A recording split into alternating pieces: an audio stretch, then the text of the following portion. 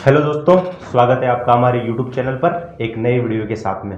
तो दोस्तों, इस वीडियो का जो विषय रहने वाला है वो हाल ही में जो है वो ट्विटर पर एक चीज़ ट्रेंड किया अचानक, हैशटैग बैन दृष्टि आईएएस। और उसकी थोड़ी ही देर बाद एक चीज़ और ट्वीट की ट्रेंड में हुआ, जिसको बोलते हैं हम I support Vikas Divyakirti sir. तो दोस्तों, इसके दृष्टि आईएएस को बैन करने की बात क्यों चल रही है, क्यों पूरे देश भर में विकास दिव्यकीर्ति के खिलाफ विरोध प्रदर्शन किया जा रहा है, तो इसके लिए आज हम विस्तार से बात करेंगे।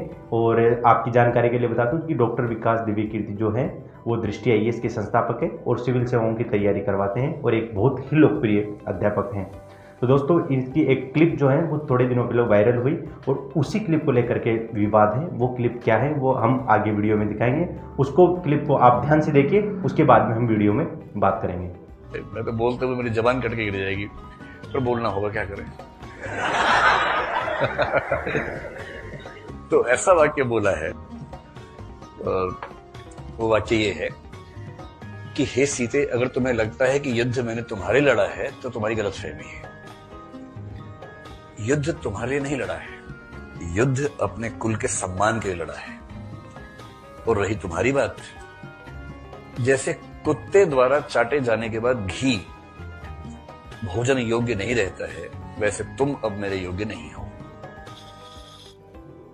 तो दोस्तों, आपने क्लिप ध्यान से देख ही ली होगी। तो दोस्तों, इसमें जो विकास दिव्यकीर्ति है वो दृष्टि आईएएस की जो कोचिंग है उसमें हिंदी साहित्य का जो ऑप्शनल का जो बैच है उसके विद्यार्थियों को पढ़ा रहे हैं और विद्यार्थियों को पढ़ाते हुए उनके जो चैप्टर है तुलसीदास, उसके बारे में समझा रहे हैं। तो उसको समझाते हुए वो एक संदर्भ दे रहे हैं कि तुलसीदास जी महान क्यों हैं। तो उनकी महानता के बारे में उन्होंने बताया है कि तुलसीदास जी जो हैं इसलिए महान हैं क्योंकि उन्होंने उन सभी चीज़ों को छोड़ दिया रामायण में जो कि विवादित थी या जिनकी वर्तमान में प्रासंगिकता नहीं थी। उन चीज़ों को उन्होंने छोड़ा और रामचरितमानस में उनको स्थान नहीं दिया। तो इस विषय की डिस्कशन के अंदर ये बात आई। तो दोस्तों, कभी भी अगर आप एक भी चीज़ देखते हो तो अगर कंटेक्स्ट से हट करके कोई बात हमारे सामने आती है तो हमें ऐसा ही लगता है कि वो बहुत विवादित है या फिर उसके खिलाफ कुछ गलत बोला गया है। लेकिन अगर हम उसकी गहराई में जाएं, अगर हम पूरे वीडियो को एक साथ देखें पूरे को, तो उसमें हमें समझ में आता है कि विकास दिव्यकीर्ति जो सर है वो एक यूपीएससी के में जो प्रश्न आता है उसका आंसर दे रहे हैं और उसी का आंसर देते हुए उन्होंने रामायण का जो उत्तर रामचरित्र है उसमें जो लिखी हुई है उसी को कोट किया उन्होंने लाइनों को।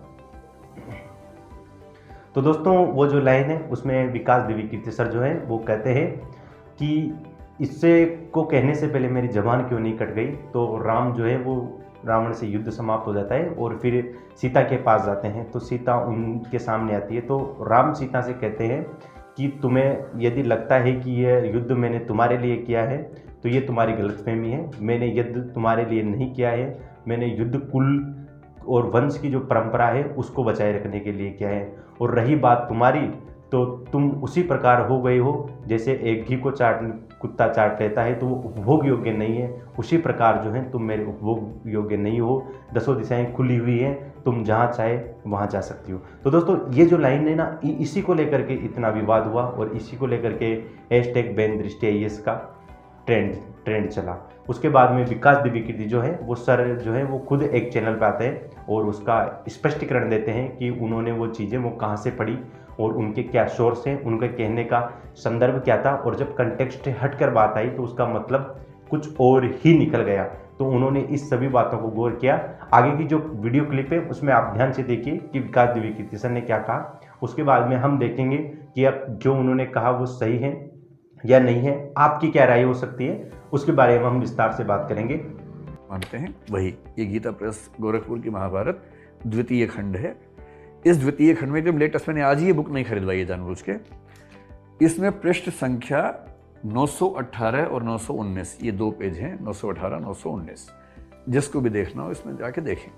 और ये 291वां अध्याय है और ये अध्याय इसमें मार्कंडेय कह रहे हैं, मार्कंडेय उवाच यहाँ से शुरू होता है और जो श्लोक नंबर 13 है, सुवृताम सुवृताम वाप्यहम त्वामद्य मैथिली नोत्सहे परिभोगाय श्वावलीढ़म हविर्यथा।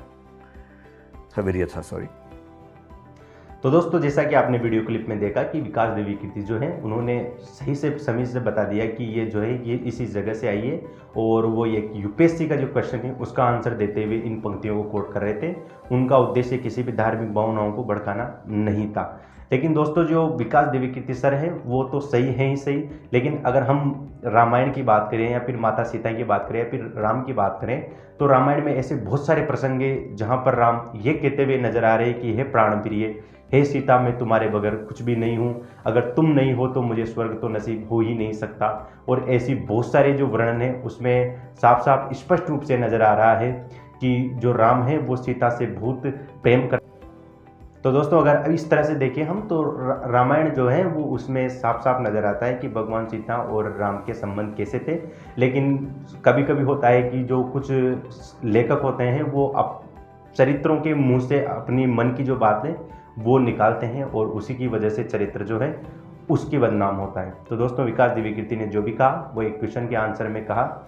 और वैसे अगर मैं आपको बता दूं कि बहुत सारे पाठ्यक्रम में ऐसी चीज़ें हैं अभी भी हमारे सामने, बहुत सारे ग्रंथों में ऐसी लिखी हुई है, तो उसका एक टीचर क्या कर सकता है, वो भक्तिभाव से तो पढ़ाता है नहीं, तो उसके लिए हमें क्या करना है कि उनमें उस पर विवाद उठाना चाहिए। जैसे कि अगर आपने एनसीईआरटी देखी होगी तो एनसीईआरटी में बहुत सारी जगह ये मुहावरे आते हैं कि हाथों में चूड़ियाँ पहनना, तो हाथों में चूड़ियाँ पहनने का मतलब होता है कमजोरी का प्रतीक। दूसरी मुहावरा आता है कि भंगी की पहुँच नाली तक, तो ये भी एक वो जाति विशेष पे टिप्पणी की गई है। और एक ये भी मुहावरा आता है कि बुरी नज़र वाले तेरा मुंह काला, तो ये भी एक रंग भेद के प्रति बताया गए हों। और ये अगर ये एनसीईआरटी में है और अगर टीचर को पढ़ाना है तो टीचर को ये पढ़ाना ही पड़ेगा। तो दोस्तों अगर हम इस तरह से सोचें तो मुझे नहीं लगता कि विकास देवी कीर्ति जो है उन्होंने जानबूझ करके ऐसा कहा। वो हर किसी वीडियो क्लिप आई और उस वीडियो क्लिप के आधार पर किसी व्यक्ति का मूल्यांकन करना सही नहीं है। तो दोस्तों हमें क्या करना है, तो दोस्तों आप सभी, आपका और मेरा इतना ही फ़र्ज़ बनता है कि हम लोग शिक्षित लोग हैं और हमने बहुत पढ़ाई की है, तो हमारा इतना फ़र्ज़ बनता है कि जब भी कोई वीडियो या फिर जब भी कोई ऐसा फ़ोटो अगर हमें दिखे जो कि हमें लगे कि ये गलत भी हो सकता है और सही भी हो सकता है, तो कम से कम हम 3 या 4 जगह से उसको क्रॉस चेक किए बगैर आगे फॉरवर्ड ना करें, क्योंकि आजकल फेक न्यूज़ जो है वो बहुत ज़्यादा बढ़ती जा रही है और उसकी वजह से किसी व्यक्ति को बहुत हानि हो सकती है। इसलिए हमारा एक जागरूक नागरिक होने के नाते ये कर्तव्य है कि हम सही चीज़ को फॉरवर्ड करें और गलत चीज़ को डिलीट करें। इसी के साथ हमारी चर्चा समाप्त होती है। बहुत बहुत धन्यवाद।